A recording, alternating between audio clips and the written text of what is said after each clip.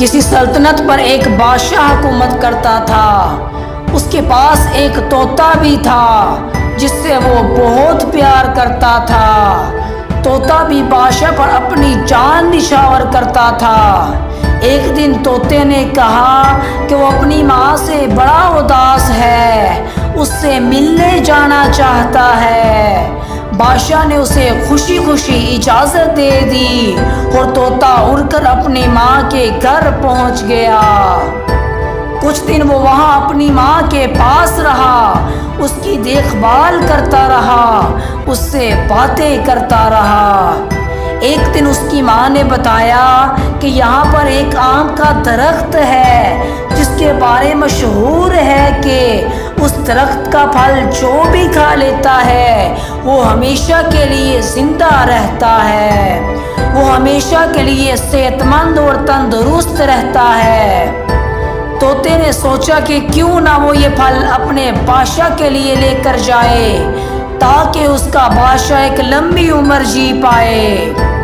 طوطے نے اس درخت سے ایک آم اتار کر اپنی چونچ میں پکڑ لیا اور محل کی طرف پرواز کرنا شروع کر دی۔ راستے میں شام ہو گئی تو وہ پھل کو ایک درخت کے نیچے رکھ کر سو گیا۔ رات کو ایک سانپ نے آ کر اس پھل کو کاٹ لیا جس کی وجہ سے وہ پھل زہریلا ہو گیا، لیکن طوطے کو اس بات کا پتہ نہ چل سکا۔ صبح طوطا اٹھا اور پھل لے کر بادشاہ کے دربار میں پہنچ گیا اور اسے ساری بات بتائی کہ یہ پھل کھانے والا ہمیشہ زندہ رہتا ہے اور میں یہ آپ کے لیے لے کر آیا ہوں۔ بادشاہ یہ سن کر حیران بھی ہوا اور خوش بھی۔ اس نے تجربہ کرنے کے لیے تھوڑا سا پھل اپنے کتے کو کھلایا۔ اب یہ پھل چونکہ زہریلا تھا تو کتا وہ پھل کھا کر مر گیا۔ یہ دیکھ کر بادشاہ کو بہت غصہ آیا کہ میں تو اس طوطے کو اپنا دوست سمجھتا تھا، اس سے اتنا پیار کرتا تھا اور یہ مجھے ہی مارنا چاہتا ہے۔ غصے میں آ کر بادشاہ نے اپنی تلوار نکالی اور طوطے کو مار دیا اور اس پھل کو کہیں دور پھینکوا دیا۔ کچھ وقت گزرنے کے بعد اس جگہ پر ایک آم کا پیڑ اگایا۔ بادشاہ نے منادی کروا دی کہ کوئی بھی اس درخت کا پھل نہ کھائے کیونکہ اس کا پھل زہریلا ہے۔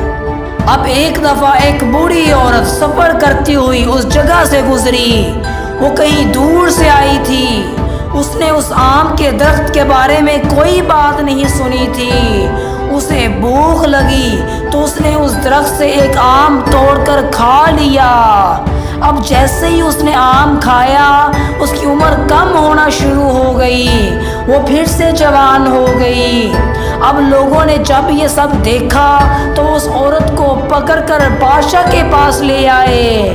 جب بادشاہ نے اس کی بات سنی تو اسے سمجھ آئی کہ اس سے کتنی بڑی غلطی ہو چکی تھی۔ اب وہ رونے لگا۔ اسے افسوس ہوا کہ اس نے طوطے پر اعتماد کیوں نہ کیا، جلد بازی میں فیصلہ کیوں کیا، سچ جاننے کی کوشش کیوں نہ کی۔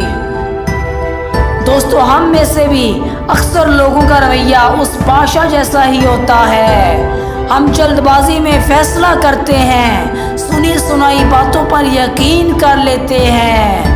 کوئی بھی آ کر ہمیں کسی کے بارے کچھ بھی کہتا ہے تو ہم مان لیتے ہیں، ہم سچ جاننے کی کوشش ہی نہیں کرتے۔ ہمیں کوئی بھی فیصلہ جلد بازی میں نہیں کرنا چاہیے کیونکہ غصے اور جلد بازی میں کیے ہوئے فیصلے ہمیشہ نقصان دیتے ہیں۔ کسی بھی چیز کے بارے فیصلہ کرنے سے پہلے پوری صورتحال کو سمجھنے کی کوشش کرنی چاہیے، دونوں طرف کی پوری بات سننی چاہیے، پھر ہی ہم سچ جان سکیں گے اور صحیح فیصلہ کر پائیں گے۔